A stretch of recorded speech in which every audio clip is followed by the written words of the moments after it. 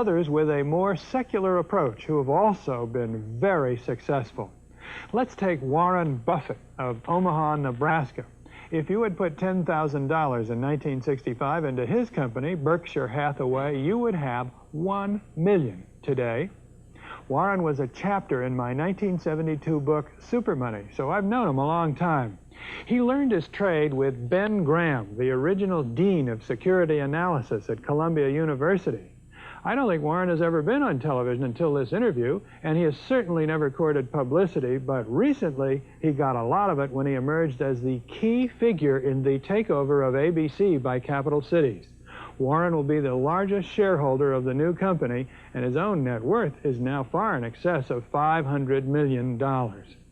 But when I spoke with him last fall in his office in Omaha, he very characteristically made his investment style seem so perfectly simple. The first rule in investment is don't lose. And the second rule in investment is don't forget the first rule, and that's all the rules there are. I mean, if you buy things for far below what they're worth and you buy a group of them, you basically don't lose money. Warren, what do you consider the most important quality for an investment manager? It's a temperamental quality, not an intellectual quality. You don't need tons of IQ in this business. I mean, you have to have enough IQ to get from here to downtown Omaha, but you do not have to be able to play three-dimensional chess or be in the top leagues in terms of bridge playing or something of the sort. You need a stable personality. You need a temperament that neither derives great pleasure from being with the crowd or against the crowd, because this is not a business where you take polls. It's a business where you think.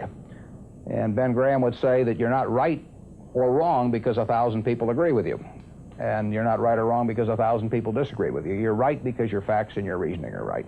Warren, what do you do that's different than 90% of the money managers who are in the market?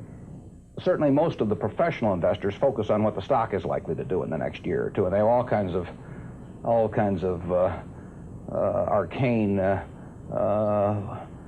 methods of approaching that, but they do not really think of themselves as owning a piece of a business.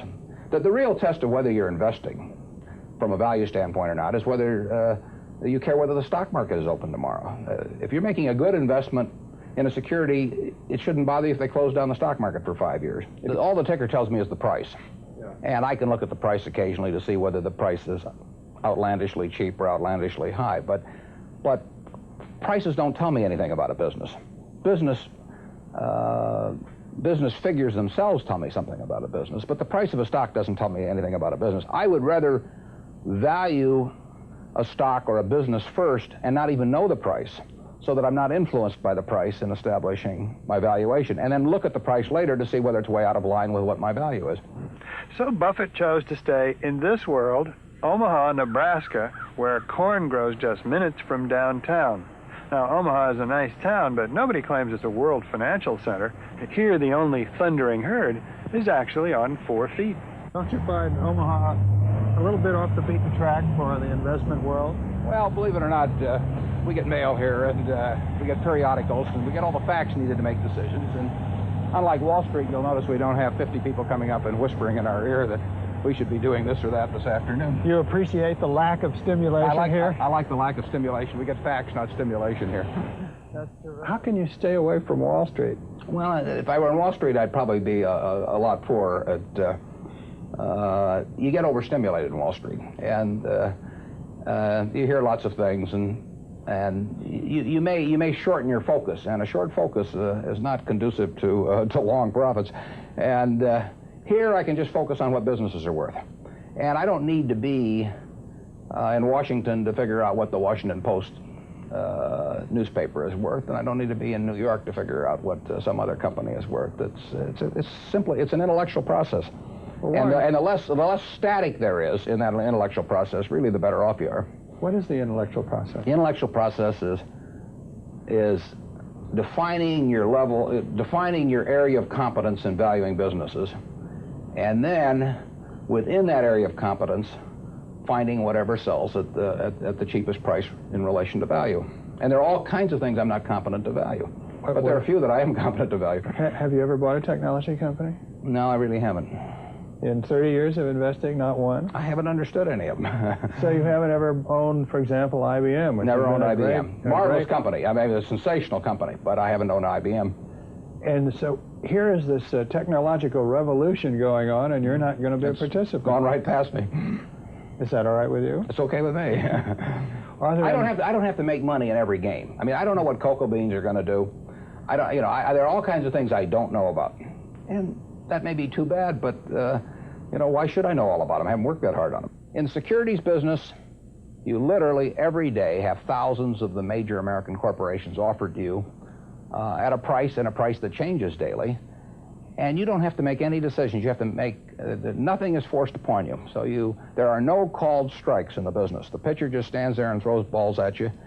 And if you're playing real baseball and it's between the knees and the shoulders, you either swing or you get a strike called on you. If you get too many called on you, you're out. In the securities business, you sit there and they throw U.S. Steel at 25 and they throw General Motors at 68, and you don't have to swing at any of them. They may be wonderful pitches to swing at, but if you don't know enough, you don't have to swing. And you can sit there and watch thousands of pitches, and finally you get one right there where you want it, something that you understand, and then you swing. And so you might not swing for 6 months. You might not swing for 2 years. Isn't that boring? It would bore most people, and certainly boredom is a problem with most professional money managers. If they try to sit out an inning or two, not only do they get somewhat antsy, but their clients start yelling, "Swing, you bum!" from the stands, and that's very tough for people to do. Warren, your approach seems so simple. Why doesn't everybody do it? Well, I think partly because it is so simple. That the academics, for example, focus on all kinds of variables. Partly because by academics you mean professors of right, finance? Yeah, the data's there. In business school? Sure, and the data's there. So they focus on whether if you buy stocks on Tuesday and sell them on Friday, you're better off, or if you buy them in election years and sell them in other years, you're better off, or if you buy small companies. There are all these variables because the data are there, and they've learned how to manipulate data. And as a friend of mine says, to a man with a hammer, everything looks like a nail. And once you have these skills, you just are dying to utilize them in some way, but they aren't important. If I were being asked to participate in a business opportunity, would it make any difference to me whether I bought it on a Tuesday or a Saturday or an election year or something? It's not what a businessman thinks about in buying businesses. So why think about it when buying stocks? Because stocks are just pieces of businesses.